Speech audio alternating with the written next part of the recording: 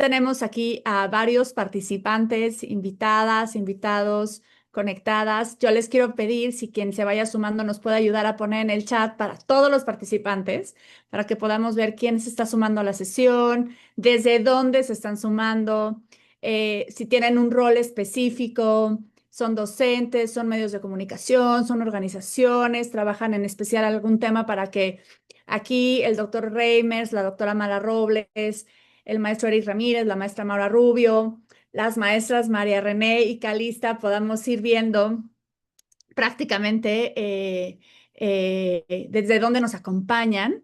Esto, pues por supuesto que es una sesión, es un seminario, entonces nos encantará mucho leerles. Eh, Aquí vamos, desde la Ciudad de México. Anímense, anímense a escribir en el chat, por favor. Ahí vamos. Vamos a dar un poquito más para arrancar y esperar a que todas las personas se vayan conectando.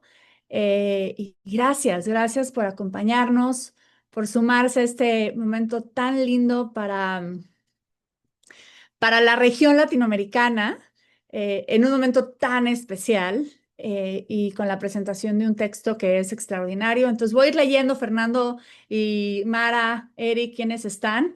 Entonces, va rapidísimo porque me va a comer el chat, pero bueno, desde la Ciudad de México, desde Fundación Frisa, desde la Editorial Cátedra, una maestra, Merari Trinidad, también desde la Ciudad de México, desde Fundación Reimagina, nos acompañan desde Veracruz, desde la Secretaría de Educación, bienvenida, Aide, desde Nuevo León, mucha gente de Nuevo León, qué bueno. De Helga nos acompaña desde Fusades, qué gusto, Helga, tenerte aquí. Gabriel desde Colombia, aunque sabemos que estás en el frío de Massachusetts. Entonces, aquí hay profes, el maestro Rafael de la Sierra Norte de Puebla, de Chiapas, de Argentina, de Chile, de Fundación Únete, de Fundación Televisa. Qué gusto, Renata, que estés por acá con nosotros, desde Colombia también. Karen, desde la UNAM, muy importante, siempre Karen muy activa en los temas de inteligencia artificial. Un director, maestro Ernesto, de una secundaria de Aguascalientes. Homero, qué lindo tenerte aquí, el responsable de la primera infancia en la Secretaría de Educación de Nuevo León. Carmen Pumarino, Ciudad de México, qué gusto, Carmen, tenerte acá, de Puebla. Ay, del Consejo Coordinador Empresarial, gracias Carlos por sumarte. Chihuahua, acá tenemos más gente de Colombia, de Ecuador, de Fundación UNET, veo muchas personas. Mucha gente también claro, del equipo de Mexicanos Primero, por supuesto. En fin, por favor, no dejen de ponernos, si les parece bien, de dónde nos escriben, mándenos mensajes y mándenos, por supuesto, muchas buenas vibras. Y damos inicio, si les parece bien, esta mañana para presentar un extraordinario texto escrito por Fernando Reimers, un gran maestro, amigo, colega, consejero de muchas de las generaciones que estamos comprometidas por la educación en América Latina, junto con María René, Calista, que son dos coautoras, y por supuesto además tenemos un par de invitados que van a comentar este gran texto, que son la doctora Mara Robles, la rectora del CUSEA de la Universidad de Guadalajara. Gracias, Mara, por tu apertura, por tu presencia, por estar siempre muy puesta a los temas que están en la agenda, pues ahora sí, de innovación y de relevancia.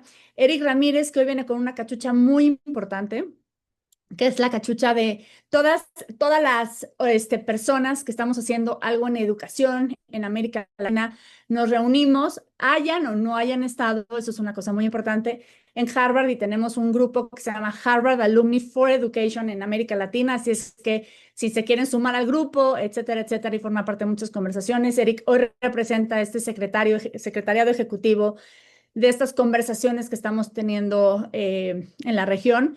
Y voy a presentar a nuestra extraordinaria moderadora, que es la que va a llevar la conversación, que es Maura Rubio, la maestra Maura Rubio, que es la directora de investigación de Mexicanos Primero.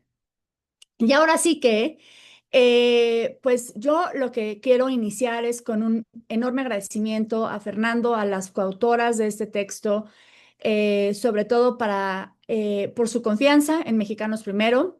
Yo soy Patricia Vázquez, eso sí, no me había presentado. La confianza en Mexicanos Primero para la traducción, la edición y para darnos la oportunidad de ser el punto de partida, y somos un puente para el lanzamiento de este libro que Fernando y las extraordinarias coautoras lo hicieron en inglés. Ya Fernando nos contará más adelante de qué va en otros países, pero este es el lanzamiento del texto, de este extraordinario texto eh, pues en la región latinoamericana, que es muy importante, que tiene un peso muy fuerte y que tenemos un enorme reto y responsabilidad.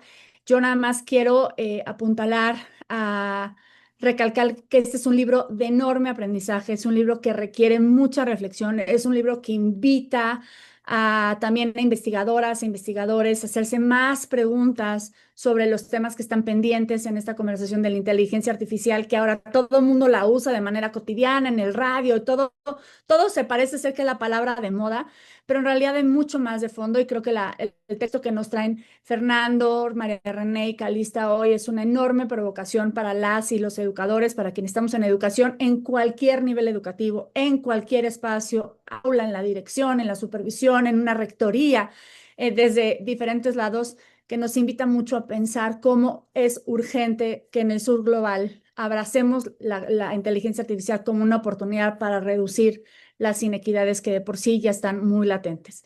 Sin más, yo quiero pasarle la palabra a Maura para que iniciemos ya con la presentación y ahora sí, agradecerle mucho a toda la gente que está conectada. Ojalá que no dejen de ponernos desde dónde están conectados. Fernando, aquí está Yanni Lobo desde Caracas, de la Universidad Metropolitana. Qué gusto tener a amigas y amigos venezolanos en esta sesión.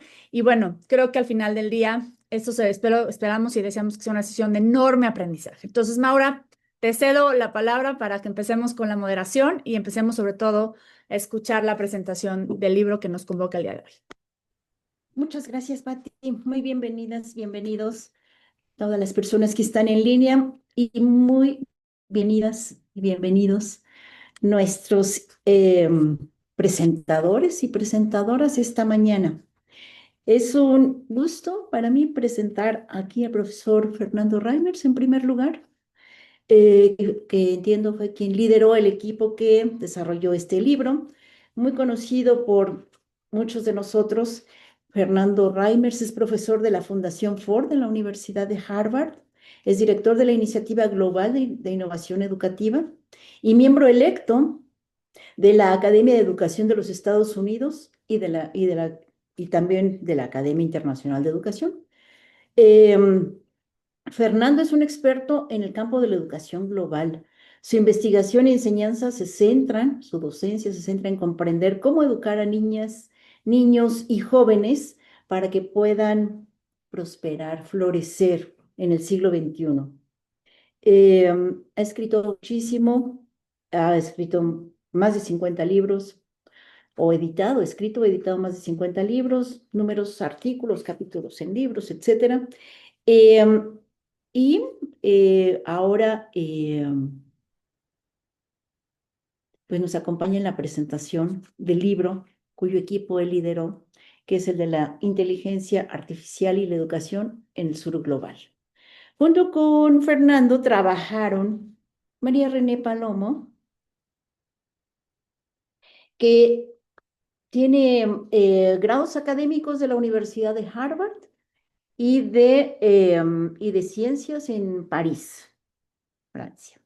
Nació en El Salvador, la hermana República del Salvador, y trabajó algún tiempo, varios años, en Francia como consultora en el sector público.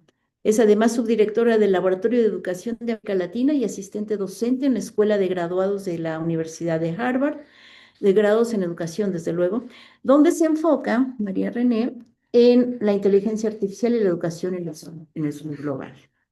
Y tenemos también a Calista, originaria de Indonesia.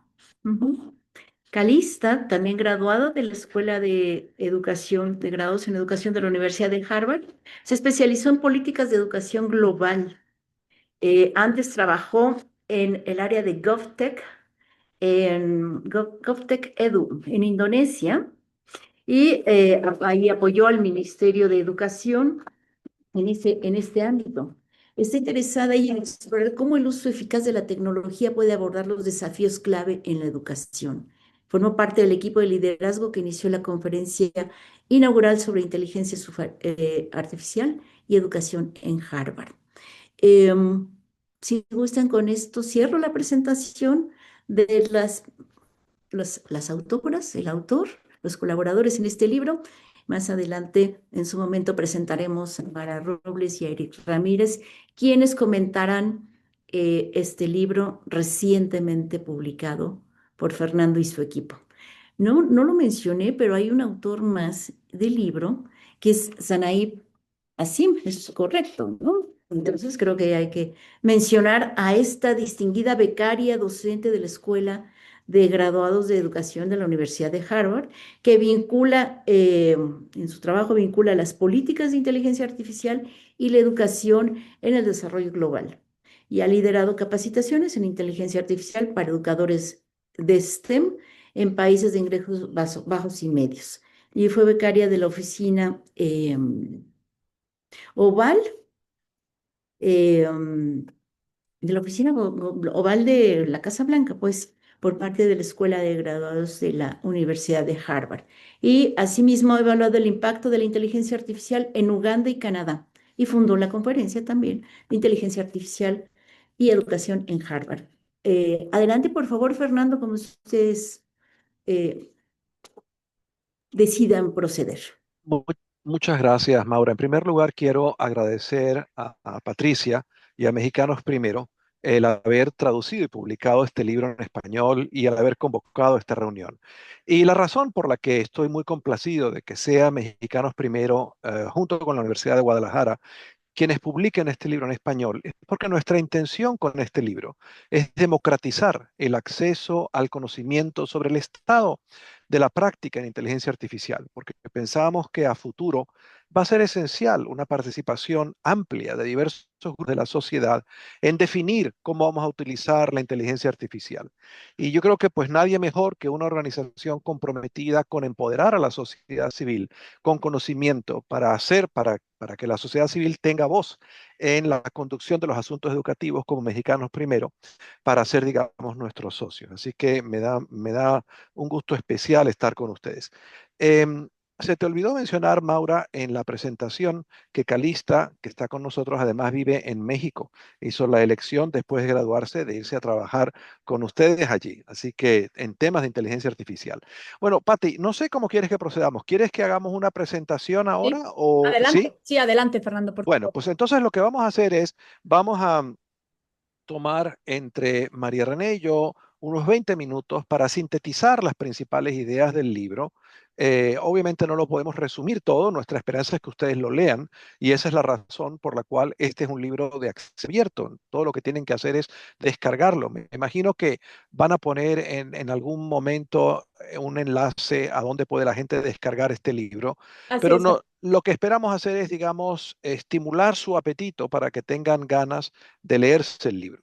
Yo lo que quisiera hacer ahora es compartir algunas láminas simplemente para eh, mantenerme así es, dentro de mi guión. Entonces, ¿pueden ver mi pantalla en este momento? Perfecto. Ok, bueno. Bueno, la primera pregunta que quisiera contestar es ¿por qué escribimos este libro? Pues porque la inteligencia artificial está por todos lados y está transformando nuestra vida cotidiana y el trabajo. Y por lo tanto, eso requiere que los sistemas educativos respondan de tres maneras. La primera es preguntándose, bueno, ¿y qué van a tener que aprender las personas, los estudiantes universitarios de prepa, de primaria, para poder funcionar en este mundo completamente imbuido de inteligencia artificial? Es decir, desarrollar la alfabetización en inteligencia artificial. En segundo lugar, la inteligencia artificial nos da la posibilidad de mejorar la eficacia de los sistemas educativos para que los estudiantes aprendan lo que está previsto en el currículum. Y en tercer lugar, la inteligencia artificial nos permite hacer todavía que el currículum sea más relevante, que permita desarrollar un espectro amplio de capacidades, capacidades de orden cognitivo superior, que en verdad los currículos tradicionales, aunque se lo han propuesto, nunca lo han hecho demasiado bien. Nuestra postura al escribir este libro no es la de quienes piensan a priori que la tecnología va a salvar al sistema educativo, pero tampoco es de quienes piensan a priori que la tecnología va a hundir al sistema educativo. Nuestra postura es de una mente abierta, agnósticos interesados en ver la evidencia. Y lo que hacemos básicamente en el libro es lo siguiente.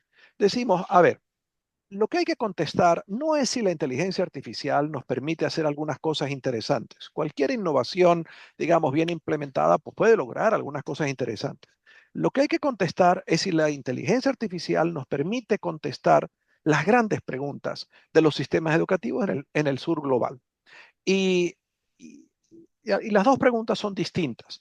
Pero cuando uno mira la historia de la utilización de tecnología en el pasado en sistemas educativos, pues la verdad es que hay muchas promesas que no fueron cumplidas. Había muchas esperanzas que no se lograron. Y esa es la base un poco de nuestro agnosticismo. Pero por otro lado, la base de nuestra apertura mental es que quizás podamos aprender de todo ese camino recorrido en las últimas 3 décadas, en cierta manera de los fracasos de la utilización de la tecnología, para ver si esta vez nos va un poco mejor. Bueno, en el libro comenzamos planteando que para poder contestar la pregunta del potencial transformador hay que adoptar una perspectiva sistémica. Hay que mirar al sistema educativo en su conjunto, ¿verdad? En su conjunto donde hay una serie de procesos en interacción. El currículum, la evaluación, la formación de profesores, el liderazgo escolar, la organización de la escuela, la gobernanza. Y a veces las reformas educativas donde fallan es en alinear todos esos componentes del sistema porque tienen una visión pues muy parcial, ¿no? De pensar que si uno introduce un elemento transformador en la educación, eso va a cambiar el currículum o la formación de profesores o la formación de directores. Y lo que decimos es, no, los sistemas tienen propiedades propias de ellos. Por ejemplo, las condiciones iniciales son muy importantes. Los ciclos de realimentación realmente cambian la dinámica de un sistema y esa es la óptica que adoptamos en el libro. ¿Por qué el sur global? Bueno, para decirlo de forma simple, porque ahí están la mayoría de los niños del mundo, sin más ni menos. Y el futuro de la humanidad pues va a ser más definido en donde está el 90% de la población del mundo. Pero además porque ahí hay desafíos muy importantes. En primer lugar, las pirámides poblacionales hagan que allá hay muchos jóvenes, ¿verdad? En los países del sur global, sea México, sea Brasil, sea Indonesia, sea China, digamos, en un tiempo muy pequeño se define el futuro. ¿Por qué? Porque hay más de un tercio de la población que tiene menos de 25 años, que están en instituciones educativas. Entonces, esa es una realidad muy distinta a lo de los países con pirámides poblacionales invertidas, ¿verdad? Donde hay cada vez menos niños. Entonces, eso hace muy importante lo que pasa en educación en esos países y además eso hace que esos sistemas pues estén muy estrechados, ¿verdad? Tienen que hacer mucho con los recursos que destinan, que son pocos y siempre insuficientes para todas las necesidades que hay. Y por lo tanto, el costo de oportunidad de las aventuras es muy alto. Y esa es la razón por la que en este libro decimos, el pensar en el uso de la inteligencia artificial tiene que hacerse de manera responsable, entendiendo que si por entusiasmarnos mucho con la tecnología dejamos de atender a los grandes problemas, pues en verdad hemos hecho daño, ¿verdad? Y como en la práctica médica uno debería en materia de política educativa no hacer daño, tratar de no hacer daño. Entonces, ¿qué sería un ejemplo de hacer daño? Pues un ejemplo de hacer daño sería entusiasmarse mucho con la inteligencia artificial en sistemas donde hay enormes desigualdades, como el caso de México, y decir, pues vamos a implementar esto en un grupo pequeñito de escuelas donde todas las condiciones están dadas, ¿verdad? Magníficas, tienen buenos profesores, tienen un buen currículum, los alumnos pueden aprender y vamos a hacer una enorme inversión de recursos públicos ahí. ¿Y cuál es el costo de oportunidad? Pues no resolver los problemas de los que no están conectados, de los que no están en condiciones tan buenas.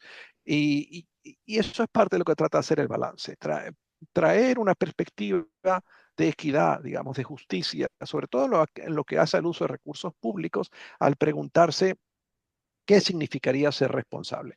Ahora, el sur global es heterogéneo al interior de los países, ¿verdad? La realidad del DF no es la realidad de Coahuila y la realidad de Coahuila no es la realidad de Guerrero. Entonces, hay una heterogeneidad entre los países y ni que se diga entre los países y por lo tanto las soluciones tienen que ser contextualizadas. Bueno, en nuestro libro el foco del análisis es el aprendizaje. Los sistemas educativos sirven a muchos propósitos, eso lo saben ustedes bien, sirven para enseñar y aprender, pero sirven también para que el Estado tenga presencia en todos los rincones de un país, sirven como sistema empleador, sirven como sistema que compra bienes y servicios, y nuestra óptica es, vamos a centrarnos en las oportunidades de aprendizaje. Entonces empezamos hablando de quiénes son los estudiantes. ¿Cuáles son sus condiciones? Esa enorme diversidad socioeconómica, las diversidades en el apoyo, hay niños que tienen que trabajar, hay niños que tienen un tiempo muy limitado para aprender, hay enormes diferencias entre los estudiantes en la preparación que traen cuando entran a un grado, en si dominan o no la lengua en la que tienen que aprender, el idioma, en si se utiliza o no su background cultural, lo que se llaman sus fondos de conocimiento, en si el sistema educativo en verdad los apoya en sus necesidades especiales de aprendizaje, etcétera.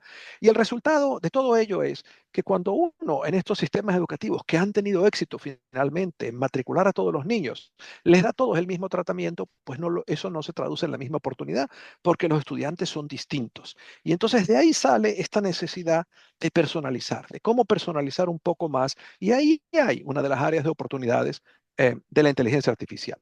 Por otro lado, pues es bien sabido que inclusive en las cosas básicas los sistemas educativos no están funcionando muy bien, ¿verdad? Niños se pasan 4 o 5 años en la escuela y les cuesta tener la más mínima comprensión lectora. Entonces, ni que hablar de capacidades superiores, ni que hablar de desarrollo de capacidades de pensamiento científico, habilidades matemáticas, habilidades cívicas, conocimiento de la historia. Entonces, em, eso significa pues que hay muchas necesidades que resolver. Las del siglo XIX, las del XX y las del XXI, todas a la vez, ¿no?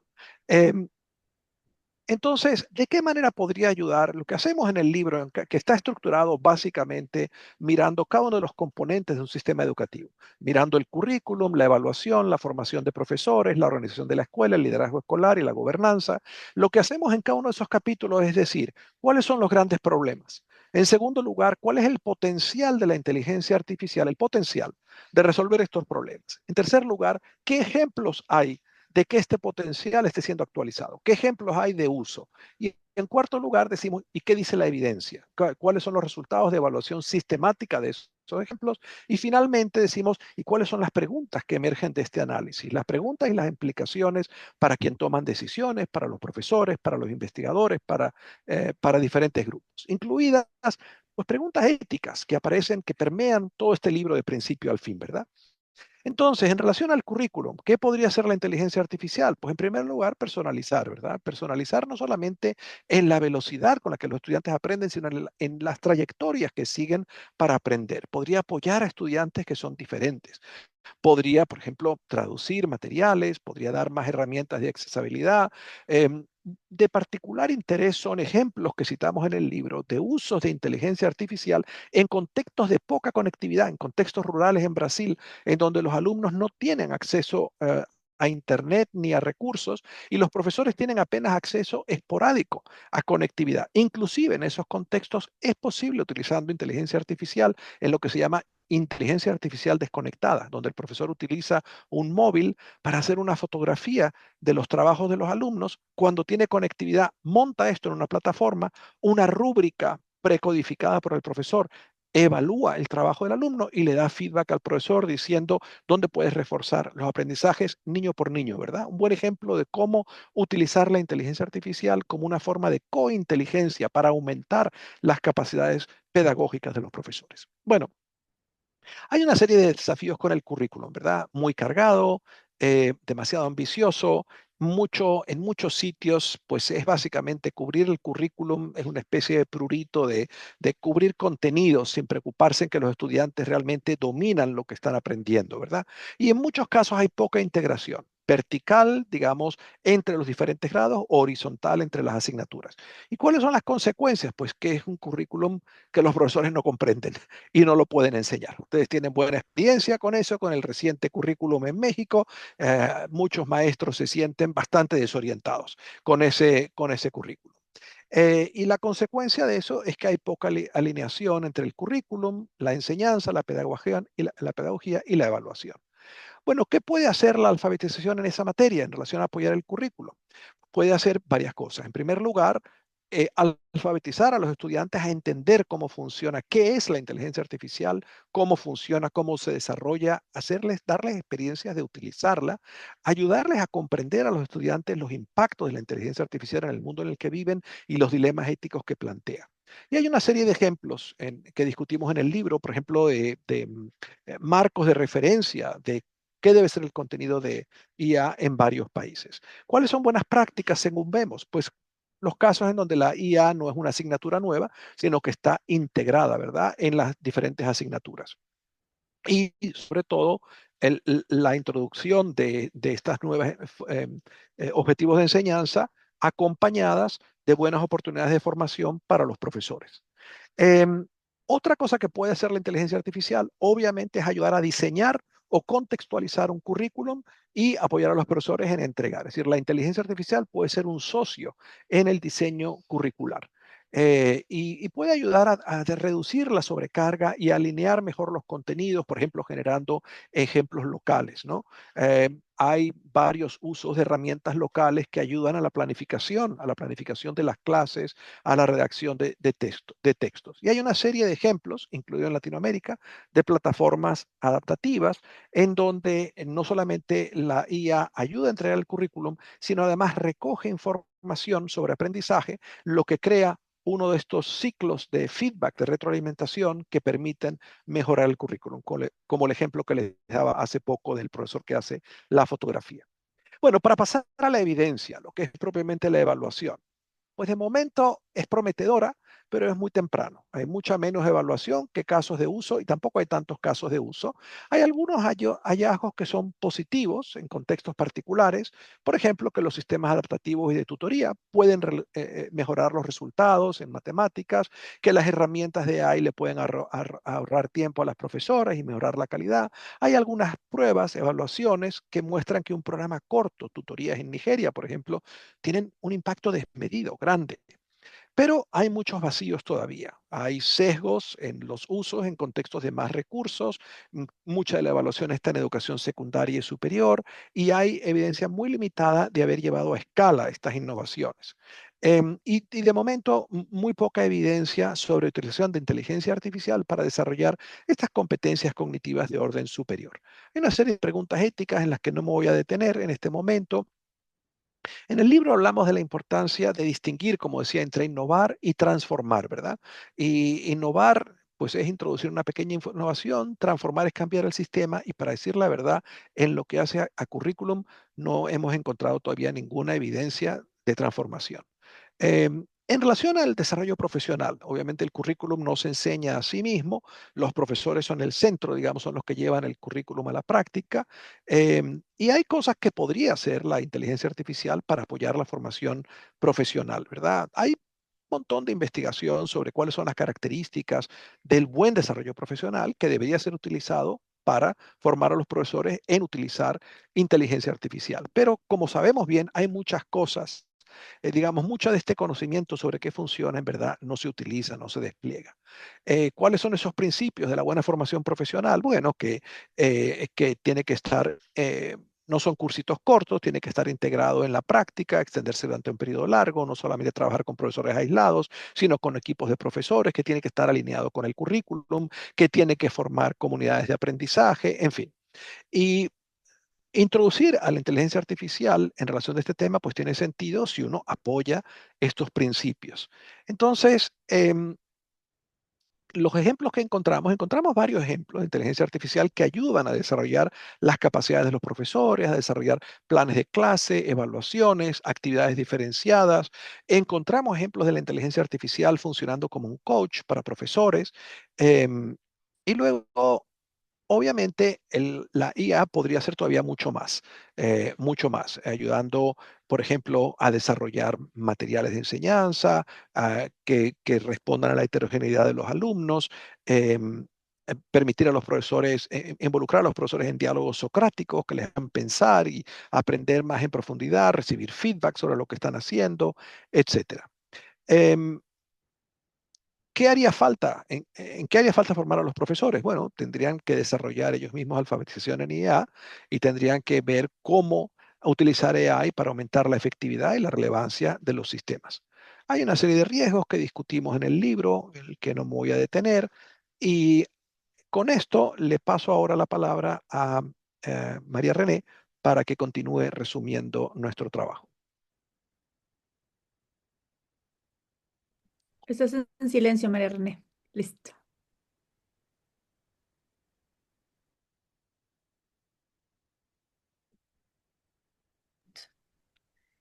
¿Pueden escucharme? Perfecto. Gracias. Yo voy a presentar más sobre el trabajo que hicimos de la IA, el liderazgo escolar y la gobernanza. Nos hicimos una gran pregunta: ¿cómo la IA puede reimaginar tanto el liderazgo escolar como la gobernanza educativa? Nuestra pregunta central, eh, voy a- nuestra pregunta central es cómo utilizamos la IA para construir sistemas de aprendizaje que sean más equitativos y centrados en el ser humano. ¿Cómo está ahora la organización y el liderazgo escolar en el sur global? Hay un modelo de fábrica de la educación de masas, la educación primaria, con horarios muy rígidos. Las clases están por edad, hay compartimientos de asignatura, el profesor está aislado, trabajo a puerta cerrada, con poca colaboración o tiempo para aprendizaje conjunto.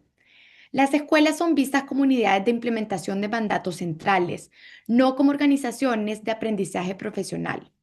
Además, los directores están también sobrecargados de papeleo, tienen a veces preparación débil y tiempo muy limitado para liderazgo instruccional. El resultado es una escasa capacidad para personalizar el aprendizaje o integrar habilidades fundamentales y del siglo XXI. ¿Cómo el IA puede apoyar el liderazgo escolar?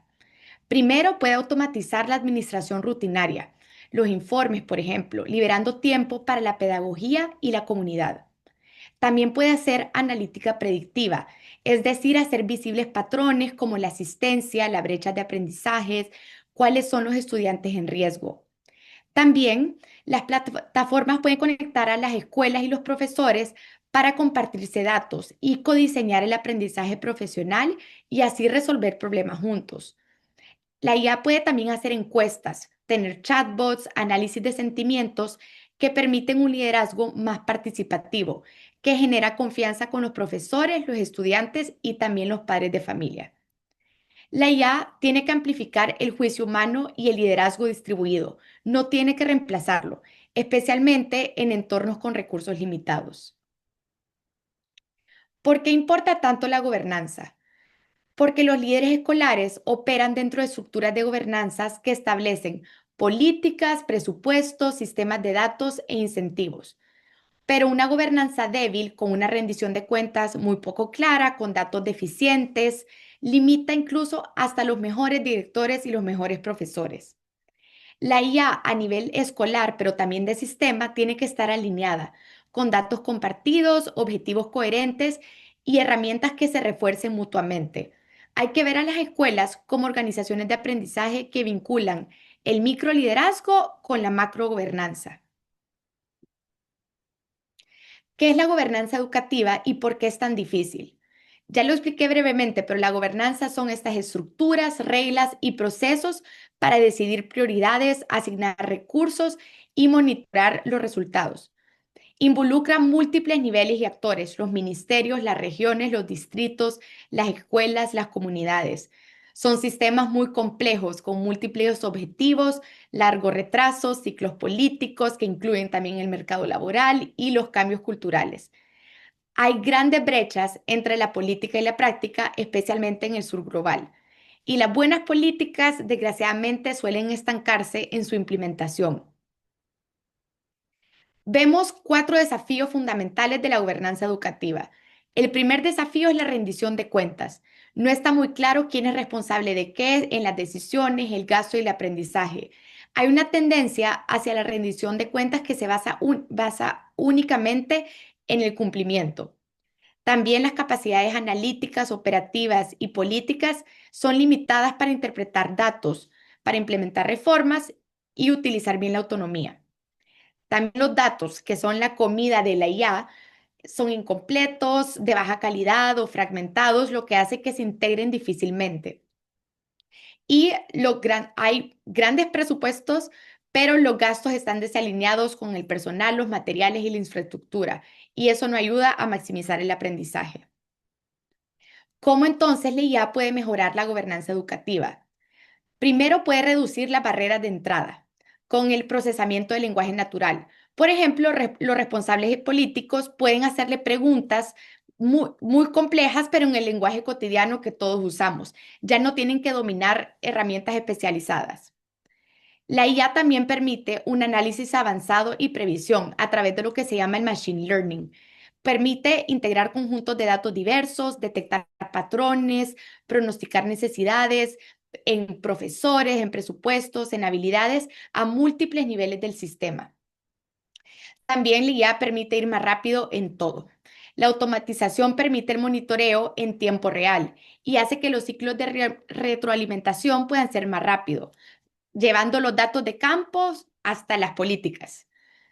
El factor humano no se tiene que olvidar, porque entonces los cofuncionarios se convierten en los guardianes de los resultados del IA, comprobando la lógica, el contexto, la ética y la viabilidad política. Todos hemos usado una herramienta de la inteligencia artificial que no siempre nos da resultados que sean correctos y ahí el factor humano es esencial. Y las plataformas digitales robustas con ecosistemas de datos son esenciales. Sin ellos, la IA corre el riesgo de generar recomendaciones engañosas o inutilizables. ¿Cómo entonces asignar y planificar los recursos? La IA permite también tener presupuestos más inteligentes, creando presupuestos basados en prioridades. Por ejemplo, muchas ciudades de Estados Unidos utilizan esto, mostrando el gasto que no tiene mucho impacto y redirigiendo estos fondos hacia donde puede haber más aprendizaje y más equidad. La IA también puede ayudar a la colocación de profesores y estudiantes. Hay algoritmos de emparejamiento que son usados en Guyana, en Ecuador y en Perú que mejoran esta distribución de los profesores y asignan a los estudiantes ahí donde todavía hay puestos, reduciendo la inequidad y la ineficiencia. También se pueden planificar las habilidades y la fuerza laboral. Por ejemplo, en Finlandia hay una aplicación que se llama Skills Need Compass que alinean la educación y la formación con la demanda cambiante del mercado laboral. Y también la IA permite hacer análisis de alerta temprana con sistemas de riesgo de abandono escolar que han sido utilizados en Guanajuato, en Chile, en Mendoza, en Sao Paulo y permiten una planificación más estratégica. También la IA permite hacer monitoreo, participación y servicio. Por ejemplo, la IA permite tener plataformas. Hay una plataforma que se llama GoVocal que permite hacer consultas públicas y analiza los comentarios de los ciudadanos de manera muy rápida y permite informar la política educativa y la inversión. También hay sistemas de procesamiento de lenguaje natural. Por ejemplo, en Uruguay hay uno que autoclasifica la mayoría de las solicitudes ciudadanas, así reduciendo el tiempo de respuesta y liberando al personal para una resolución de problemas con mucho más valor. El resultado es un monitoreo más rápido, detallado y una comunicación bidireccional que se combina con transparencia, participación y seguimiento claro. Y hasta ahí llego yo. Muchas gracias.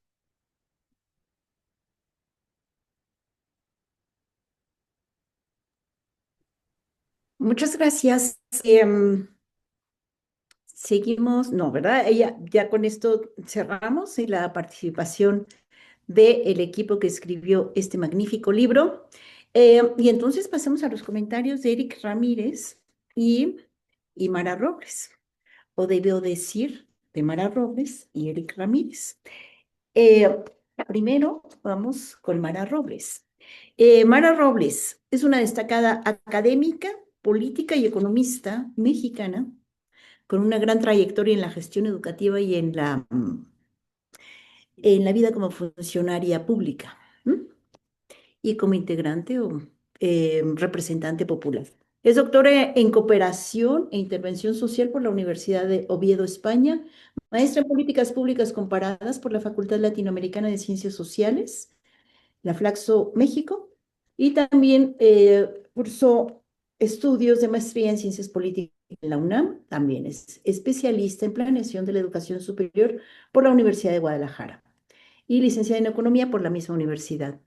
Desde mayo de 2025 fue designada como la primera rectora del Centro Universitario de Ciencias Económico-Administrativas, el CUSEA, de la Universidad de Guadalajara. Y como parte de su labor académica, su reconocimiento como integrante del Sistema Nacional de Investigadores. En el sector educativo, con una gestión pública, ha sido secretaria de Educación del Gobierno del Distrito Federal y directora de la Escuela de Administración Pública, también del Distrito Federal.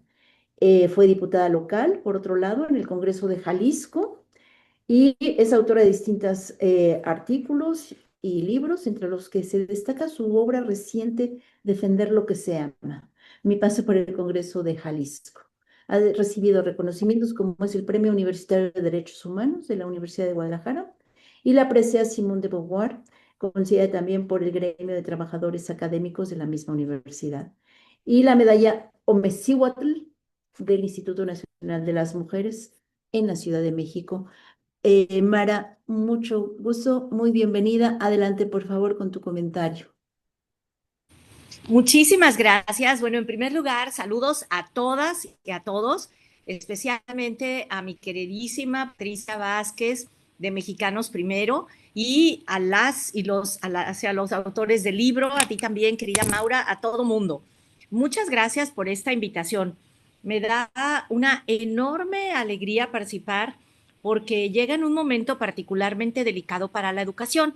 Cuando tú estabas diciendo los puestos y los cargos que he tenido, decía, ay, no puede ser que justo en este momento me sienta la más emproblemada del mundo, porque frente a una comunidad real de 23,000 estudiantes, 900 profesores y 300 trabajadores, hay días en los que verdaderamente no sé cómo resolver los retos y la inteligencia artificial es uno de los que nos pisan los talones. La inteligencia artificial ha tomado una gran parte de la conversación educativa y me encantó lo que dijiste, Reimers, en el sentido de que igual que en el planteamiento de Hipócrates de los médicos, lo importante es no hacer daño. Y creo que estamos en un momento en el que se disputa el tecnooptimismo con el ludismo y en medio quedamos algunos que estamos en el espíritu del libro que ustedes han publicado. Me parece fundamental que quede muy claro que este no es un libro sobre herramientas de inteligencia artificial. Y esto, en medio de todo el ruido actual del que hablé, es una gran virtud. Este es un libro sobre sistemas educativos, sobre cómo funcionan o no funcionan y sobre lo que ocurre cuando una tecnología tan poderosa se inserta en estructuras con desigualdades, desalineaciones y capacidades institucionales muy distintas. Me encantó que tú empezaras hablando de las condiciones iniciales de nuestras y nuestros estudiantes. En México, Patti lo sabe muy bien, 7 de cada 10 niños salen de la primaria sin saber leer y escribir, sin hacer las operaciones matemáticas básicas, sin los conocimientos más elementales del método científico, de civismo y de socialización. Imagínense, si mal no recuerdo, los últimos resultados ya dicen que 8 de cada 10 tienen resultados insuficientes. Entonces, la brecha que existe entre todas las posibilidades increíbles y maravillosas de la inteligencia artificial como investigación, como creadora de conocimiento de posibilidades y las condiciones reales de nuestros estudiantes es enorme. Entonces, que ustedes hablen de eso con franqueza me parece notable y sobre todo me parece muy valioso, me parece muy útil. Ustedes lo han dicho bien, la inteligencia artificial no opera más bien como un espejo, o sea, nos muestra tanto lo que la tecnología puede hacer y lo que nuestros sistemas educativos están o no en condiciones de sostener. Entonces, a mí me parece que lo que hace muy bien este libro, lo que aporta este libro, es el pensamiento sistémico. O sea, a lo largo de sus capítulos, los autores nos recuerdan algo que en educación a veces podemos olvidar, que el currículum, la evaluación, la formación docente, la organización escolar y la gobernanza no son piezas independientes. Funcionan o fracasan en conjunto. Todo está interrelacionado. Es decir, en este campus, por ejemplo, el número de aulas con el número de profesores capaces, disponibles de dar tales o cuales materias, en qué horarios, bajo qué modalidad, con lo que los chicos desean, en los horarios que quieren, es como tener un rompecabezas en el que todas las piezas cambian de forma y se mueven todo el tiempo. Entonces, ustedes son de los pocos que lo dicen con claridad. Esto es un sistema.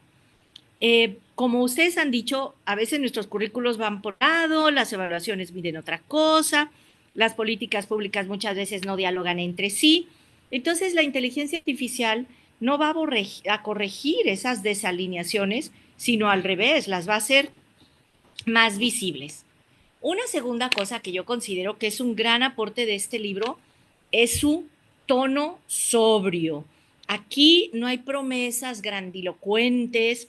La inteligencia artificial aparece como una herramienta con un potencial, claro, enorme, pero también con límites. Y me parece que todas y todos ustedes, los autores, han dicho algo central. Sin capacidades docentes, sin criterios pedagógicos y sin instituciones que aprendan, la inteligencia artificial no transforma nada. Está por darse a conocer los resultados de un censo que hizo la Secretaría de Educación Pública de México acerca del uso de la inteligencia artificial, y nosotros que estuvimos ayudando al levantamiento en el centro universitario, nos dimos cuenta de que las y los profesores utilizan la inteligencia artificial mucho menos que los estudiantes y que se usa para una variedad de aspectos que realmente ya tenemos fuera de control y ni siquiera hemos logrado, ya no digamos la alfabetización en inteligencia artificial para todas y todos los profesores, ni siquiera hemos terminado la alfabetización digital. Entonces, hay una suerte de desniveles, como de escaleras que llegan a distintos lados. En México, en San Luis Potosí, hay un bosque, ¿no?, donde hay una hacienda surrealista de Edward Weston, en donde hay escaleras que llegan a ningún lado. Creo que en el sistema educativo mexicano hemos construido escaleras que llegan a ningún lado. Y por eso me gusta mucho que el libro, en tercer lugar, no se quede tampoco en el aula. Es decir, aborda currículum, evaluación, desarrollo profesional docente, gestión escolar y gobernanza. Y esto es muy importante porque muchas discusiones sobre la inteligencia artificial educativa se quedan atrapadas en el salón de clases, cuando los verdaderos cuellos de botella, o algunos de los cuellos de botella, suelen estar fuera de ella. Entonces, a mí me quedó clarísimo que la idea central, lo que quiero subrayar, es incómodo, pero lo hicieron ustedes en el texto. La inteligencia artificial en educación no es, ante todo, un problema tecnológico. Es un problema de coherencia institucional. Y ustedes parten de que los sistemas educativos pueden aprender, ajustarse y mejorar, pero en el sur global tenemos que decirlo con franqueza. Muchos de nuestros sistemas no tienen mecanismos reales para aprender de sí mismos. Entonces, pues me parece un libro sensato, un libro terrenal, un libro útil, un libro que no está hecho para la parafernalia. Y bueno, con esa primera idea me gustaría quedarme y ya ustedes dirán si hay otra ronda, pero si no, yo ya dije lo fundamental. Los felicito muchísimo, tanto a las y los autores como a Mexicanos Primero y a Patricia Vázquez por impulsar esta publicación tan pertinente que en este momento es de una enorme relevancia. Muchas gracias. Muchas gracias, querida Mara. Vamos a escuchar ahora el comentario de Eric Ramírez. Eric Ramírez es un líder global en innovación educativa con más de 20 años de experiencia. Fundó y es el líder de Radix Education, una iniciativa de innovación educativa dedicada a transformar los procesos de enseñanza y aprendizaje para que la educación sea más inclusiva, eficaz y adaptada a las necesidades del siglo XXI. Esta iniciativa ha impactado a más de 30,000 educadores en 12 países. Ha fortalecido la equidad mediante la tecnología, la formación docente, en ocasiones, en alianza con organismos como el UNICEF o el Banco Interamericano de Desarrollo o el Gobierno de México o la Escuela de Graduados de la Universidad de Harvard o incluso la Organización de Estados Americanos. Fundó y dirigió Enseña por México, donde movilizó también recursos para beneficiar a más de 100,000 estudiantes. Es maestro por la Escuela de Grados de la en educación de la Universidad de Harvard y tiene un programa de maestría en administración de negocios que se ofrecen conjuntamente las, la London School of Economics, la Universidad de Nueva York y la Escuela de Altos Estudios Comerciales de París. Muy conocido el programa por su nombre, que es Trium, y destaca como embajador de la Fundación Lego. Y adelante, estimado Eric, muchas gracias por estar aquí hoy. Gracias, Maura, por la presentación. Y gracias, Patti, profesor Fernando Reimer, por la invitación de estar aquí. María René, por todas las aportaciones. Igual, Mara, por todo lo que acabas de comentar. Para mí, viendo el libro, cosa mucho de lo que estuve pensando en cómo comentarlo, es para un llamado de acción. Muchas de las cosas que presenta el libro es exactamente cómo está y cómo estamos en el sur global. Y de repente se nos olvidan ciertas cosas, ¿no? Puntos importantes que mencionaban era que tenemos 85% de la población mundial cosa que está estudiando está en esta zona. Cerca del 90% de los menores de 18 años viven también en esta zona.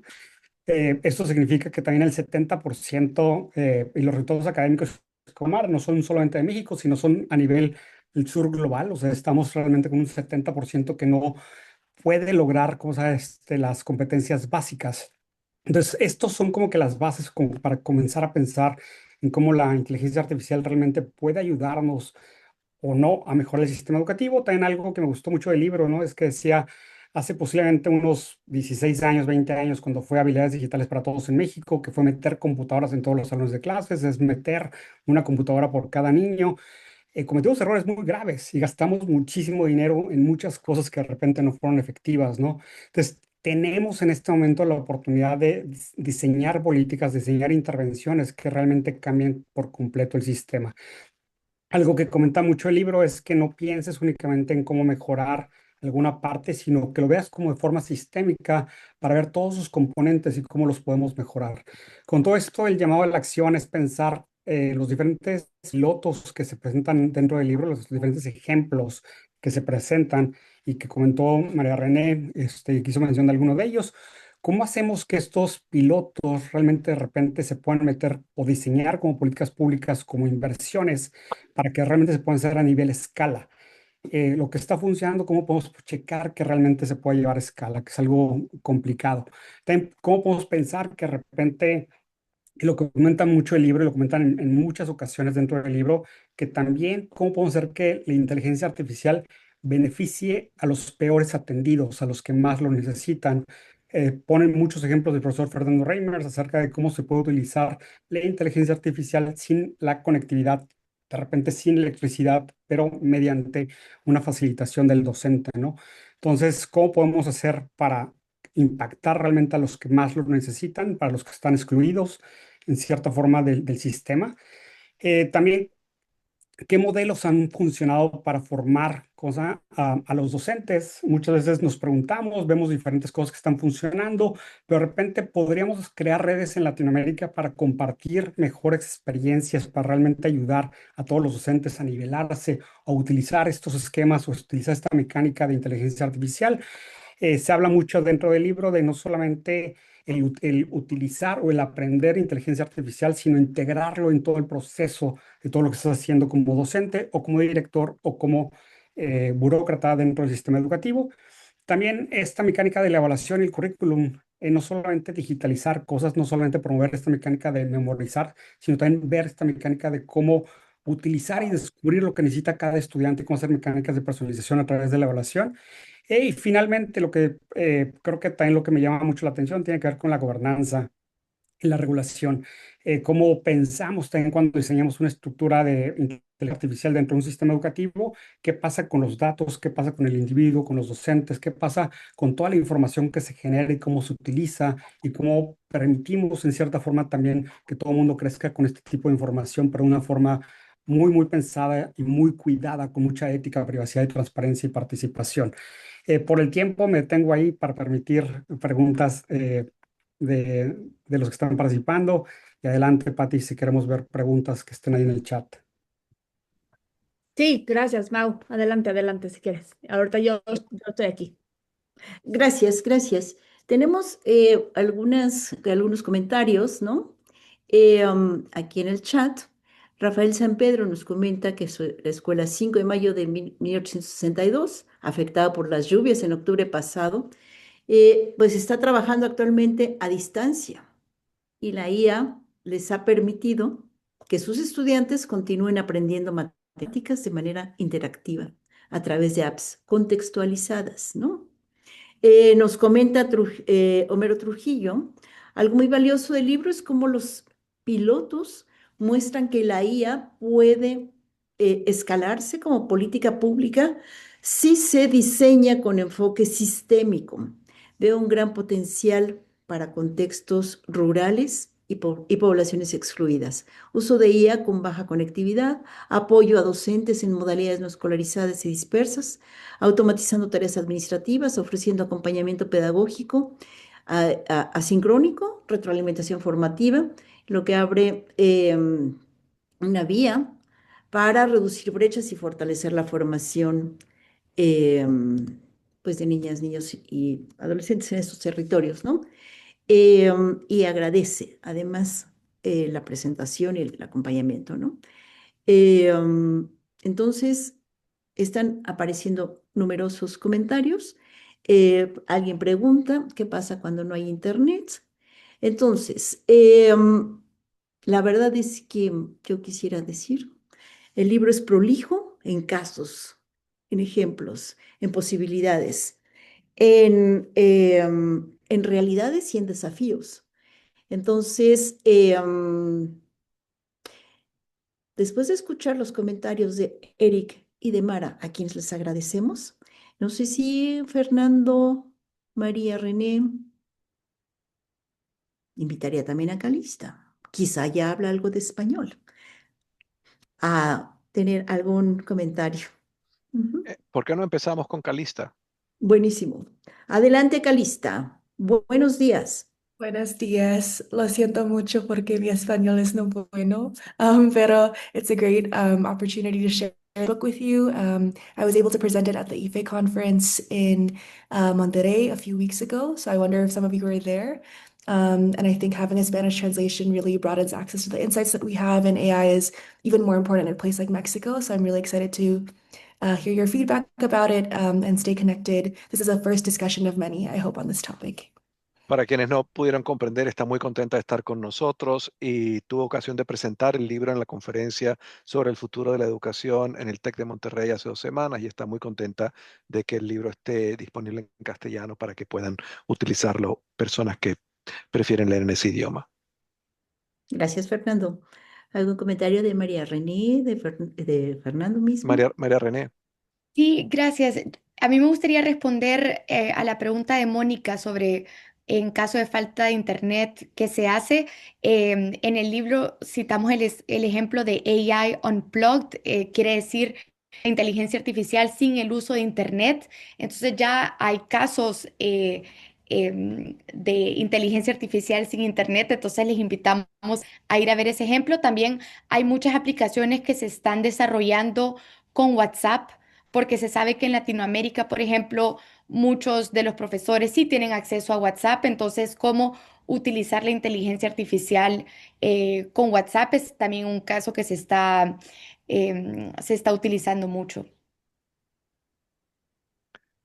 A ver, construyendo sobre las intervenciones de Mara y de Eric, yo lo que quisiera decir es que nuestra intención es propositiva. Nuestra intención es animar una conversación lo más amplia posible sobre para qué y cómo utilizar la inteligencia artificial en educación en distintos niveles. Yo lo que me imagino son conversaciones al interior de una escuela, de una secretaría municipal, de una secretaría estatal, en donde la gente, habiendo leído el libro, y por eso es que estoy tan contento de que esté en español y que tenga acceso gratuito, se sientan a discutir, a discutir cuáles son nuestros principales problemas aquí en este momento y de qué manera, en base a lo que leemos aquí, hay algunos usos de los que no éramos conscientes. Les doy un ejemplo. Yo estoy de acuerdo con Mara en que mucha de la acción de momento en desarrollos de la IA está en el aula, de cara al estudiante. Y eso es importante, pero hay que recordar que lo que ocurre en el aula es como la punta del iceberg, ¿no? La base del iceberg que está bajo la superficie es importantísima. Entonces, por dar un ejemplo, yo he tenido la posibilidad de visitar muchas escuelas en México. Y yo encuentro que en muchas de las escuelas en México hay una oportunidad grandísima para que las directoras y los directores hagan un mejor trabajo de liderazgo instruccional. Yo recuerdo visitando una escuela, creo que en Puebla, cuando hicimos la evaluación del Programa Nacional de Lectura, y una maestra recién nombrada me decía, mire, yo llegué aquí y esto fue una gran desilusión, porque esta es mi primera escuela y me doy cuenta que aquí a nadie le importa si yo enseño bien o no. Y a quien menos le importa es el director. El director de lo que está ocupado de todos los asuntos del sindicato. Usted vaya a su oficina y ve todas las convocatorias sindicales. ¿A quién nadie le importa si yo enseño o no enseño?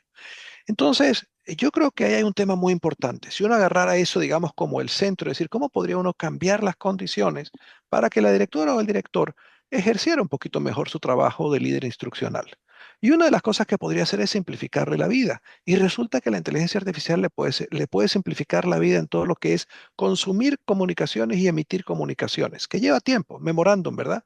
Entonces resulta que con IA pues la directora o el director puede escribir una versión muy esquemática de lo que tiene que comunicar y le dice, Lía, me haces una carta buena en base a esto. Y resulta que se puede ahorrar un montón de tiempo. Entonces, una tarea muy simple sería reunir, digamos, en un lugar en Puebla, reunir un montón de directores y decirles, a ver, ¿a qué dedican ustedes su tiempo? ¿Y dónde necesitan un poco más de ayuda? Y enseñarles un poquito a hacer ingeniería de prompt, a hablar con IA. Pues es un lenguaje. Para utilizar bien AI hay que saber conversar con AI. Enseñarles a conversar con AI y decir, ok, ¿cómo podríamos utilizar esta herramienta para resolver estas cosas que le consumen a ustedes el 80% del tiempo? Y entonces ahora libera un poquito de tiempo, decir, ok, ¿y ahora cómo utilizamos ese tiempo liberado para interesarse más en la maestra de nuevo ingreso y comunicarle que sí les importa su instrucción y que sí la pueden apoyar a que lo haga un poquito mejor? Eso es un ejemplo, ¿no? De cómo uno podría, mirando en lo que está, otro ejemplo tan problemático en muchos sitios, la cantidad de tiempo y lo burocrático que es el proceso de nombramiento de una plaza, ¿verdad? Resulta que se va un profesor de un sitio y aquello pasan meses y aquella plaza vacía. Pues eso se puede resolver tan rapidito con un poquito de ingeniería de AI, ¿no? Otro ejemplo, más que tiene que ver con cómo traducir el currículum en planes de enseñanza. Resulta, yo recuerdo hace ya un tiempo haber trabajado con unos exalumnos que fundaron Vía Educación y que hicieron una intervención padrísima en el norte de México, ¿no? Agarraron el currículum de cívica, que era un currículum bueno, y le enseñaron a los profesores a hacer guías de enseñanza. Y estábamos comparando el impacto de eso con desarrollar unas metodologías mucho más participativas de enseñanza cívica. Y resulta que simplemente enseñarle a las profesoras a hacer planes pues es muy poderoso. O sea, el desempeño de sus estudiantes, cuando los profesores habían recibido un poquito de apoyo para bajar ese currículum, es decir, ¿qué hago el lunes? El desempeño de sus estudiantes era enormemente superior al que no tenía ese apoyo. Y resulta que la IA puede hacer eso muy bien, o la IA apoyada con un humano. Yo recuerdo hace más de 20 años, en México hubo una idea, desde mi punto de vista, genial, aunque tuvo dificultades en su implementación. Y la idea genial se llamaba Enciclomedia. ¿Cuál era el nodo de Enciclomedia? Pues agarrar todos los libros de texto, que yo creo que es una de las invenciones geniales del sistema educativo mexicano, agarrar todos los libros de texto y articularlos, ¿verdad? En un disco duro, articularlos horizontalmente y verticalmente. Ese alineamiento del currículum que yo decía no existe. Y yo creo que donde hubo errores de implementación fue que en vez de ponerle eso en un disco duro al alcance de cada estudiante, el mecanismo de distribución fueron aquellos smart boards que no funcionaban en muchas escuelas y que eran muy costosos, etcétera. Bueno, pero resulta que hoy en día eso se puede hacer a una fracción del costo. Eso se puede hacer armando lo que sea un RAG que no requiere codificar, es una cosa de un par de decenas de miles de dólares. Uno puede agarrar todos los libros de texto mexicanos, articularlos con material complementario y crear una app que la puede leer cualquiera que tenga un ordenador o una computadora. Bueno, entonces, ¿a dónde iba? ¿Nuestra esperanza cuál es? Nuestra esperanza es que este libro democratice, haga accesible un conocimiento básico para que podamos hablar el mismo idioma de lo que la IA puede hacer, no puede hacer, y para que tengamos entonces conversaciones no sobre IA, sino sobre cuáles son los problemas del sistema educativo, cómo los respondemos y cómo nos apoyamos en esta herramienta. Ahora, creo que es fundamental, yo quiero insistir en eso, en que estos desarrollos no los hagan las empresas de tecnología y no los haga la Secretaría de Educación sola. Porque yo creo que en este momento en donde el conocimiento es tan poco, mire, yo les doy un ejemplo. Hace un par de años con unos colegas en Brasil hicimos un estudio muy simple. Hicimos una encuesta a un grupo de profesores y le dijimos cuáles son sus principales problemas, que usted desearía tener un superpoder para resolverlo. Y luego miramos cuáles de esos problemas los podía resolver ni siquiera la IA, tecnologías básicas, todos, todos. Pero cuando uno mira dónde estaban las aplicaciones, pues resulta que estaban resolviendo problemas imaginarios, problemas que los profesores no sentían que tenían. Entonces, esa desconexión entre el desarrollo tecnológico por un lado y los problemas que la gente tiene, ¿de qué nos habla?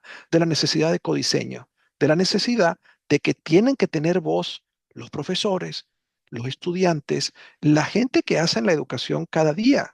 Y yo creo que el gran riesgo en un contexto de mucha ignorancia es que estas decisiones pues se las inventen un grupo de personas en sus oficinas en San Francisco o se las invente alguien en el DF y resulta que así se inventan muchas cosas que resuelven problemas que nadie tiene, ¿no?